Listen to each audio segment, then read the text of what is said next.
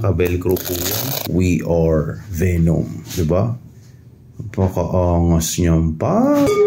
Welcome po sa ating January 20th New Arrivals Sapatos PH. Ayan, yun po yung mga bagong dating natin na sapatos. Hindi po natin masyado na puno. Ayan, marami pang vacant kasi ito lang po yung aming nalinisan for this week. Pero lahat po yan bagong dating. Ito naman po yung mga pambabae. So ito yung pinakamatinding sapatos na dumating dito ngayon. Itong Anta na collaboration ng Marvel. And specifically, ito yung Venom. You know, nakalagay We are Venom. Diba? Napakaangas niyan pa. Ang ganda pa din ng kondisyon nito. Kung titignan nyo po yung ilalim, kahit side, puti siya, so dumihin. And no, kagandaan na, ka-velcro po yan. Pwede nyo tanggalin, pwede nyo idikit sa kabila, pwede nyo idikit dito sa side. Kahit po yung ilalim niya, walang heel drag, walang toe drag. Venom Marvel collaboration ng Anta. Tapos meron din tayo ditong maliit na Kobe, leaning na pang basketball. Ito rin, leaning na pang Morma. Collaboration din nila ng 3M, isa sa mga pinakamagandang kumpanya sa larangan ng pagdikit.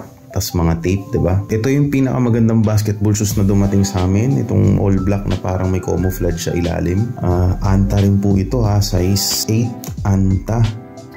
Yan yung ilalim nyo, halos hindi ginamit, no? And then may Clay Thompson. So yan, may Yonex dito nag-iisa na parang pambata yung design niya. And yan, mga running shoes. Tapos may ilang pirasong J1, puro high cut, wala pong low na dumating. Tapos meron din palang isang sapatos din dito na inspired ng Dragon Ball Z. And ito ay X-Step brand.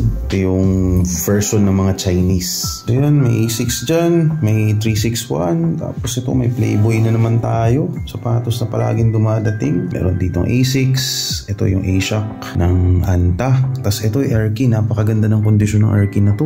Ganda ng kondisyon nito, halos bagong bago pa. Erky yan guys, isa sa mga magagandang China brands din na palakas ng palakas din yung branding nila. Tapos meron pala ditong Spurs, yun, NBA shoes. Okay din to. Ganda ng kondisyon. Pwedeng running shoes. Hindi yan pang basketball.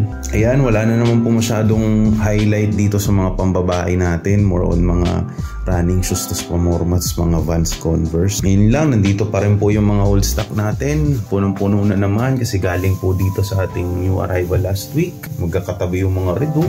Gandang tignan nun, oh. Pagkagabi po pala, ngayong araw, magla-live din kami para, yun, i-flex din tong mga bagong dating na sapatos para sa inyo. Maraming salamat po sa panonood ng ating highlights na ating new arrivals for today, January 20. See you sa susunod na video.